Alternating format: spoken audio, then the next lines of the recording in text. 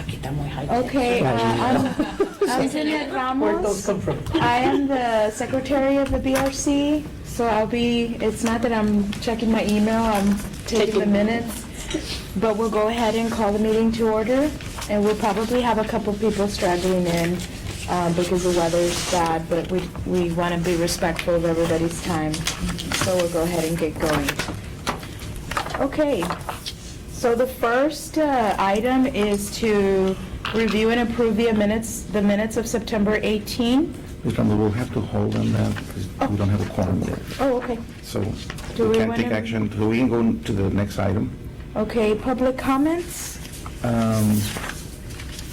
No one signed up, so people who are here that want to make comments, like Ms. Garcia, can do it here or under announcements. I don't have any comments to say yet. Okay, okay. Thank you. Okay. No one signed up, so. Okay, so the next item is discussion and possible actions on next steps for, first, the special needs support for the airport. And Madam Chair, for this item, we met with the Assistant Director of the airport, Elsie Barnstein, to get an overview. They want to make some changes to make the waiting time more accessible for people with special needs. And so we had a good discussion at the last meeting and invited us to come and see the airport. You've already given them recommendations. One of them is to do a website that maps out the airport so people know it's going to take me from here to here so much time, from the time I get my ticket to the waiting time to going through security. These are some of the things that other airports are doing for people with disabilities. And we were centering around someone with potential, for example, autism. And so the unknown and waiting sometimes triggers. So knowing better, and one of them was mapping out and really, going point A to B to C to D to E until you get to the C, which makes a lot of sense, common sense. Here's the chair, which makes a lot of sense. So today was to discuss that further. Mr. Laredo is here from the airport, and we have folks here from TSA, and then we can have a tour as well. The chair just walked in. I'm sorry I'm late. I ended up behind some funeral session. It took forever, and I was like, why are they coming out through here? They've never been through here. Good morning. Good morning. So Dr. Gonzalez, that, the map would have would include a timeline? Or the person with a disability would create a timeline based on the map? Based on the map, Someone is here. but that's for the discussion, but anything you want to recommend, and certainly getting to know the airport and then hearing from TSA, their thoughts, I think, but certainly that mapping it, including time limits, is going to take you 5 to 10 minutes to purchase your ticket, then the next step is going to security, and that'll take you another 15 to 20 minutes. That kind of thing is what some other airports are already doing. And we shared that with the airport, because they also had some ideas of doing a special room with lighting appropriate for persons with disability. All of that was discussed, it's in the minutes, and now you can take action, you have a quorum on the minutes. But today was to further that discussion with TSA and the airport, and then, ended up with a quick tour of potential sites. So that's where we're at today, Mr. Chairman. Good morning. Good morning. Thank you all for coming out in this storm. The 100-year storm that we have in Laredo once in a while. Well, we're blessed about that. Yes, we are. Very blessed. Mr. Delgado, you can hear us, right? Yes, I can. Okay. Let us know. Oh, yes, I'm hearing.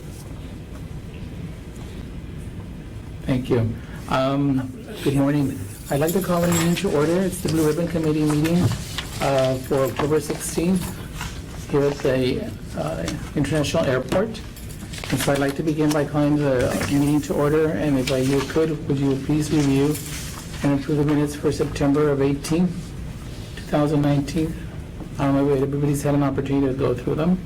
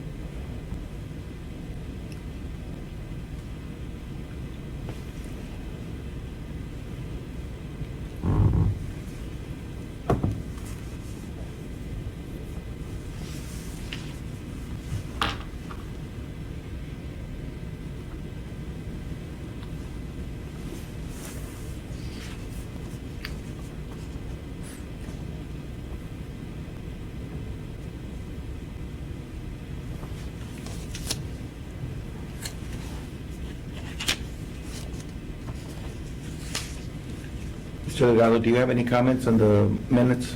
No, it's okay.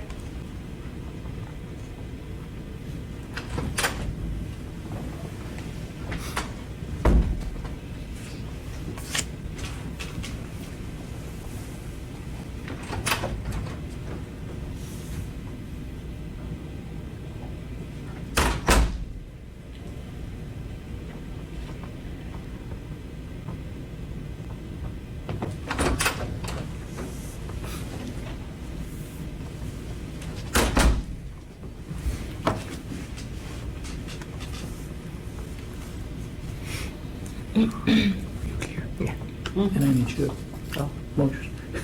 A motion to accept the minutes? I second. Thank you. Minutes are approved as no revisions or any other changes. Thank you. The next item is public comments. I don't know if anyone signed up. No one signed No up. one signed up, okay.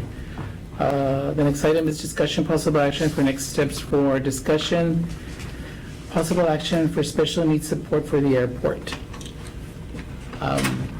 Mr. Chair, I gave an update of what happened, and it's in the minutes too, of the last meeting.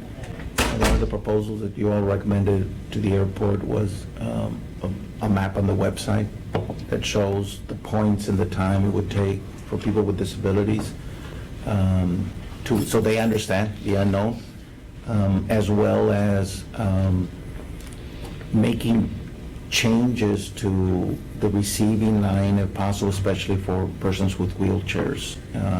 And that's where we're at. At that point, the Assistant Director, Ms. Elsie Bernstein, invited the committee to meet here and get a tour. TSA is here as well, so they can share some thoughts. So that's the item right now. Well, what had been discussed was that they would show us some locations, some possible locations that they already had in mind, where they could possibly put like a sensory location or room for those individuals with disabilities. And so I guess probably at this point, although we may have suggestions from a clinical perspective, because some of us come from that background, we probably need to speak to you all before we're allowed to change anything, or what are the criteria for TSA as well? And the airport, Mr. Labrada is I'm for the representing airport. the airport. Nice to meet you, sir. Alejandro Labrada. Castillo. Daniel. And so I don't know if there's some specifics or requirements or policies or procedures that I guess the airport would need to follow that maybe the committee's not familiar with, or something like that. Not a good time. I would say basically, my name is Tommy Johnson. I'm the AFND Mission Support for San Antonio. I was here in Laredo for 2 years, Then I was in Corpus Christi for 10 years while I oversaw Laredo, and now I'm in San Antonio, so I oversee the whole South Texas area. Most of what you talk about right now, I think, really involves the airport. TSA really only manages the checkpoint part of the process and the check baggage area. And we have several, I have a couple of things I'll give out in a minute. We have 3 different areas that really kind of manage and help those individuals with disability. We have a program called TSA Contact Center. That's a center that any person, whether it's a person with disability or non-disability, can call TSA, whether it's about a complaint, or about they need help getting in or out of our checkpoint area or our airports. And then we have an area for TSA Care. Our TSA Care hotline is really for people with disabilities or special needs. We have at each airport, we have TSOs who have been trained to deal with those situations better than a normal TSO does. Which, I'm sorry, can you hear me? Mr. Delgado, can you hear? I thought it was in the background. Maybe talk to somebody else. Yeah, he's trying to Okay, tell us okay, somebody okay. else. We can let him know we're gonna mute him, and then if he'd like to speak, we can unmute him, so he can. Yeah, you press the having a bar, conversation. and he will not, if we press the bar, he will not hear us. Right. Yeah, they've been muted. Oh, he But won't. he needs to, yeah. He needs to hear Yeah, us. that's fine. No, I don't. I can talk to everybody. I got business to checkpoint and everything else. So I said, the special needs person, basically, we have people at our airport that they can call ahead to one of the contact centers and say, I need help getting to the airport. Says we have individuals all the time in San Antonio that has autism. And sometimes they'll come a little bit early where we're not busy to give them the checkpoint at different times. They call us ahead of time here in Laredo. We actually meet them curbside. Get them to the checkpoint, give them the check bag, and give them to the checkpoint. Sometimes it's nice to have somebody who is dealing with you as an individual, not a Right. big crowd. Right. So we had that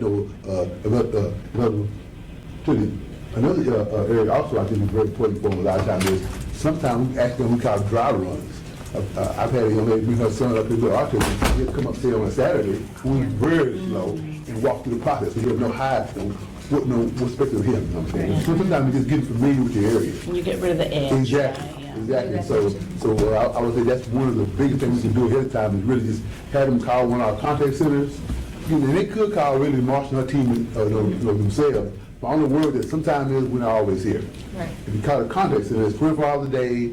They can make a phone call and then send Marshall and her team an email and know when they want to try to come in, either do a dry walkthrough or actually, you know what I'm saying, for that particular day's event.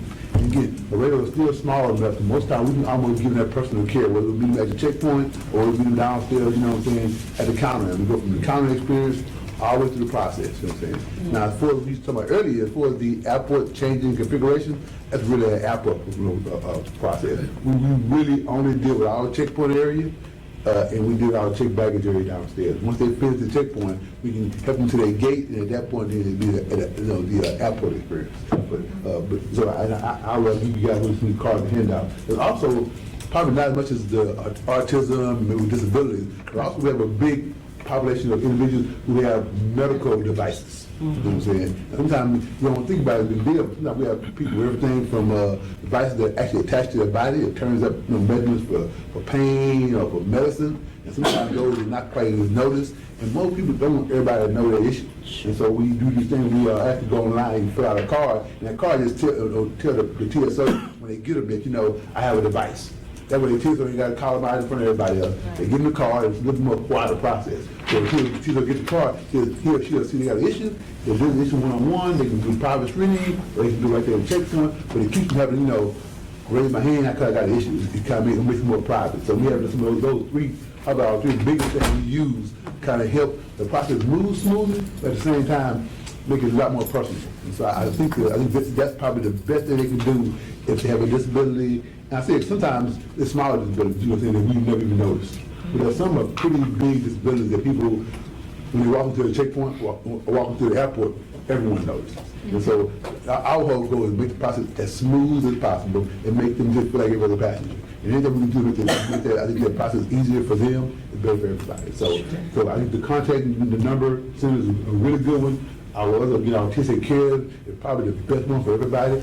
These two work together because probably we have a center in DC where they call to come into, they take all the information down, and then they will take that information and send it to Marshall's machine. Our team will get that call say the next morning, or I've had people call me almost a week in advance. probably a little bit more than we really need, you know what I'm saying? But, you know, the sooner you do it, the better. Right. But some of the calls I've gotten, that came in a week in advance, because they want to bring their son or their daughter to the operation and say, see, can y'all just show them how it's gonna work? And we do it all the time, you know? So bring them in, walk them through it so they can kind of see, they understand what our machines do. And then they're not afraid, not scared any longer. So, hey, that's the biggest process. Sometimes, you know, they may be adults, but they still have, you know, maybe a learning disability. So at that point, always a good way to kind of give them an opportunity to just kind of run our processes and see what we do ahead of time. And I just call with you guys and see anything else also. Is that Miss Martin? No, sir. And Marcia, you know, Marcia be my person on the ground here on the rail taking care of everything. She is truly outstanding at everything she does. So I only came over because she asked me to. I didn't realize that they had like a little birthday thing for me today too. So I didn't know it was coming my way. Marcia's outstanding at what she do, so I'm gonna really get ready to kind of support her. Is there a central number, a 1-800 number that people can call? Yes, sir. Yeah, it actually be two of those. And again, I really say, I do this now and then, I pass that one too though. But I say, because the reason I get both of those, because the TSA CARE program is only for folks with disabilities and medical issues. But the other line may be somebody who may not have a disability or medical issue, but they may just want, say you have a person who's elderly. Right. They have no disability, but they just worry about traveling. I hadn't traveled in 20 years, but now I'm going to see my daughter get married, and I don't want to travel. But I haven't traveled in 20 years. They can still call that same line and get that same kind of assistance. It just may not be a disability issue. That's why I say all of them work together. And that same number goes to the same group, and they'll find the best person to fit their need to help in the process. And again, I say this here, we also can work to the point where they come here and we process through, and we can call Houston or call DFW and say, look, you got a passenger coming in on this gate, when they come in, they're going to need some more help. And they can do that. So those are options they have in front of us. They need them. I used it in San Antonio with my cousin who hurt her leg, so she had an operation. And they came all the way to the car. I didn't know. They came all the way to the car and they He's the took one her who from needs there. to. And he needs to. And then every airport. Yeah. And it's good, sometimes when they call the contact center, what they'll do is they'll notify our coordination center, Right. which will be passed down to us. And the good thing is that they'll provide a phone number for that person. So prior to coming in, they'll call us, and they say, okay, we'll be coming in, is it okay if we drop them off in the front? So at that point, we get ready, and we go ahead and start the process. So we'll start them off, and we'll help them and assist them from beginning all the way to the end. You know, at least it'll give us some time where we can kind of, providing one of our agents or one of our officers to help, it'll give us, we can go ahead and escort them through the checkpoint and prioritize their needs first before anyone else. So we can do that. That's good. I didn't know that. Sure, well, I think that's critical information that we can promote. And it's good for. Because I think that was part of the discussion at the last meeting, is knowing the unknown. Yes. And so the walkthrough, the calling, and making sure that they're assisted at the curbside, I mean, those are critical issues. Right. And sometimes, let's say that they forget to call, they can just let anyone in our baggage department know, they can notify us, and we can get someone right away downstairs to help. We always have someone here that can assist. It's much easier when you call, because now you're talking about working, sometimes I've actually had times where I knew we had an Allegiant flight going to Vegas, and one going to Orlando, and then one going to Dallas all at the same time. It's a lot harder to split that person from your operation, you know what I'm saying, at the last minute, if I already know what's happening. Right. I can meet my person to take care of everything. So, you know, the sooner the better, but again, at the end of the day, you know, our whole job is to try to make it easy for everybody. So whatever they need, you know, the sooner we know about it, the better, the easier it's possible. I have a question. So this is very accommodating. I didn't even realize that these services were available. So I'm assuming that your staff is all aware. Yes. Because what we run into sometimes with other businesses is that certain people are aware, No. but then if you go up to the front Yeah. desk, they're like, oh, we don't do that. You need to stand in the line. No, I know what I'm talking about. Now, So everyone I'm in gonna do it. your crew I have a is pretty aware. large area. I cover everything again from San Antonio all the way down to the Valley.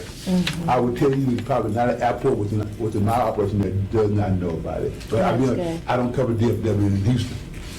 the big airports, it's a lot harder than walking walking downstairs and saying help. It's much easier to make these phone calls and they get that email and they got somebody set up for it. So it's easier for us in Laredo or even in Corpus Christi and Harlingen, maybe somebody help out. And DFW or Houston, or especially IH, the big airports, it's a lot harder to walk into the lobby and say, I need some help now. It's a lot harder for them to find somebody to take to help do that than say here. So that's why it's really important for those bigger airports to make phone calls. They can have somebody set up for that program. And sometimes you may have the same person doing two people at the same time. They can do that, you know what I'm saying? Because the more you know what the need is, the more you can help the person. Like I said, some people who have special needs, they may need help for everything. I mean, we actually have passengers come in where they actually have feeding tubes and everything else. Doable. But the more we know early, the more we work the process out. The more I can send a special needs educated TSO who knows that process compared to a TSO who's just a normal training person to help them. You know what I mean? And so we have some of our TSOs, I say, we have 3, right? We have 3 that have been trained on a lot of these special needs areas. They know how to deal, they know how to work with the equipment and stuff. You know what I mean? It's really nice to have that person there compared to having another TSO who's a good employee, but maybe don't have all the special needs training because that's not what he normally does. So the more we know, we're doing the better. Yeah, and I'm sure you all have had all this training, but we also on the VR side have what we call a sensitivity training, and I think that it would be a great thing for us to collaborate, and Jeanette can pull that team together and do that presentation to your team, and that way we're all singing the same song. I think that'd be a great idea. A team of 3, they've had quite a bit of training, on special needs, disability. All our employees get it. But those individuals in that program, they get even more of that, and they get some medical experience that normal autism don't get. Yeah, like the people first language. Exactly. I love the idea of having you guys come in and help. Yeah, I think it'd be a great partnership, and then we just build on that. Yeah, totally agree. Yeah. Who would we speak to? Just like to interject, for that? okay? You've been doing this for a long time, Yes, sir. helping people travel, because I benefited from your services almost 30 years ago. Boy, I went on my honeymoon, I had a head-on collision the following day, boy. and so we were in Orlando. Yeah. And so after a week or 10 days of being in the hospital, okay, we showed up at the airport, and you all were there. Right. And, they took us to check in or check out or whatever, and then our baggage, and we got to our destination, I think it was Dallas, where we did a transfer, and again, you all were there. And so it was pretty cool that we were expedited through the entire airport. Exactly. And so, I think it's a really needed service, and I just want to let you know that. And a lot of our public don't know. So, No. most time when I get somebody to the airport and say, I just need my mom, I need some help. Like, tell me what you need. Like, I give them the car, you can call with it. So really? Nobody ever told me that. Yeah. So and a lot of them online, but again, small folks don't go online a whole lot. And when you go online, most time, you're trying to buy your ticket and go where you're going. You don't realize there's an opportunity out there. So I think the big thing for all of us is to educate the public, you know what I'm saying? I just found out last week when I took my cousin to the airport. You know what I mean? So it's just, again, you don't realize that when you travel, how hard it is to get around when you have a disability. Yeah. Whether it's a temporary one, because they're your friend, or permanent one, you know what I'm saying? So, this is the way the TSA has really reached out to try to resolve that problem before it becomes an issue, you know what I'm saying? That's the whole goal. So, and again, it's one big team, one big mission. Who would we contact to set up the sensitivity training for this particular airport? Myself, Marcia Martinez. Thank you. You have your card. I have them at the check, but I will get to them right now. Let me go right now. Just watch. Mr. Chair, because of time, decision of the committee, I was going to say to postpone the last 2 items so we can go on the tour. Sure, Because then on the airport side, they need to tell us what they're thinking as well. Sure, I think that would be good too, because I know that some of us need to leave exactly at 12. Yes, and there's another meeting here at 12. Okay, yeah, that's an excellent idea. So to if do the that. committee's okay, we would defer and I can send you an update on the MOUs with the city. But those of us that were at the White Cake ceremony, and thank you, it was an excellent Thank you guys. event. You heard the mayor say the commitment of the city. I can send that, Dr. Gonzalez. Okay. I can send that to everyone, because I have to write it up for the state office anyway, Okay. so we don't do double work. Okay, so can I get a motion to move the 2 last items to the following meeting? Yes. Make a motion to move them.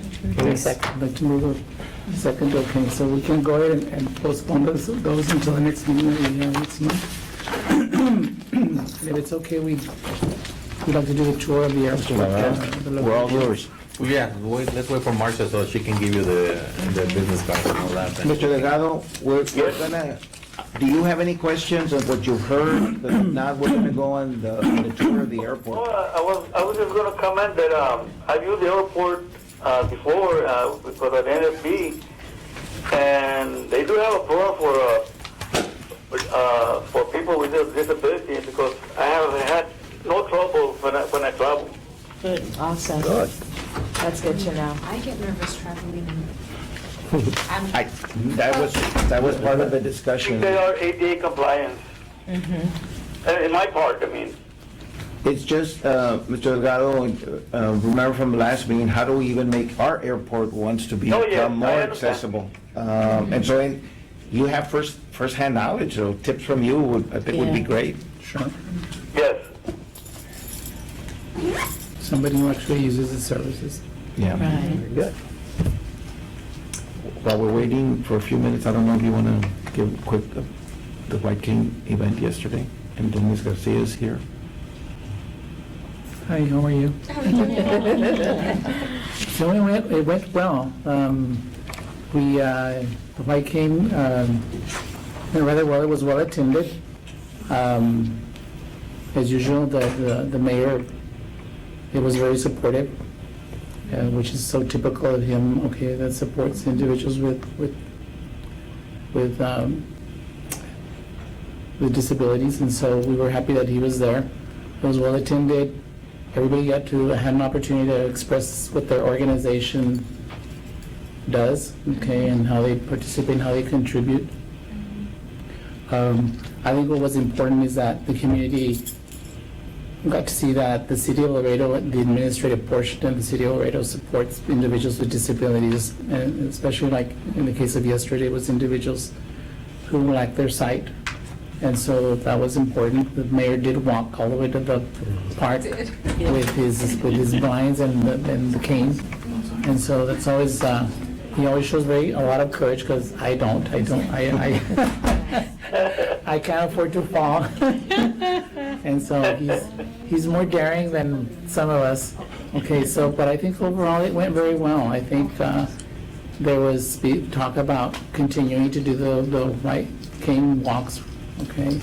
And I think what was important is that we brought awareness to the community about, thank you. What is the significance of the cane, okay? And so I think that the white cane should represent that it's an awareness, it's a day to bring awareness to the white cane and why is it there. And it's to highlight that there are individuals actually walking who lack their sight, and that we as drivers need to yield the right of way to individuals with the white cane.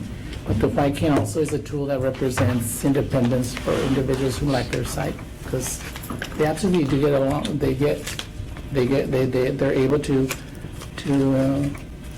mitigate through the system very well. And I know that in Laredo it's not that common, but you go to cities like Austin or Dallas and you see people walking down the street with their canes, and not one but several, okay, or many. In that area around the Texas for the Blind, the agency that in Austin, there's like, it's lunchtime and they all come out, okay? And they do very well, and they are able to manage the traffic quite well. Oh, yeah. And they have the tickers. And so they do very well. You know, I guess the only other thing that's lacking in Laredo is that I think in other communities, they've installed systems where it actually notifies them while they're standing there next to The tickers. The tickers, Yes. yeah. And Laredo, I don't know if Laredo has anything like that yet. Yes, I feel like it's very important. I mean, when I went to Austin, well, rewinding a little bit, I'm not from Texas, so I'm used to stuff. I'm from Chicago, where things are more, I'm used to hearing the tickers. So when I came to Laredo and then I went to Austin, I was like, wow, that's a big, like you said, right by the school, you just hear it all the time. So that would be something, like she mentioned, I talked about it, like that would be something that would be amazing for the future for Laredo, you know, to hear those tickers in the street. And you all have discussed that, so those are part of the recommendations. Correct. We're going to that tour, and we're going to go to the sterile area. Mr. Delgado, thank you. No. And then we're gonna show you the children's area that we have and the future, we're gonna get a lactation station. Oh, And then- that is so and that- awesome. Yeah, we're gonna show you where that's gonna be placed. And then once we finish that area, I'll show you the first floor. But we're going through that door and Manuel, yeah, we're going through that door. Thank you.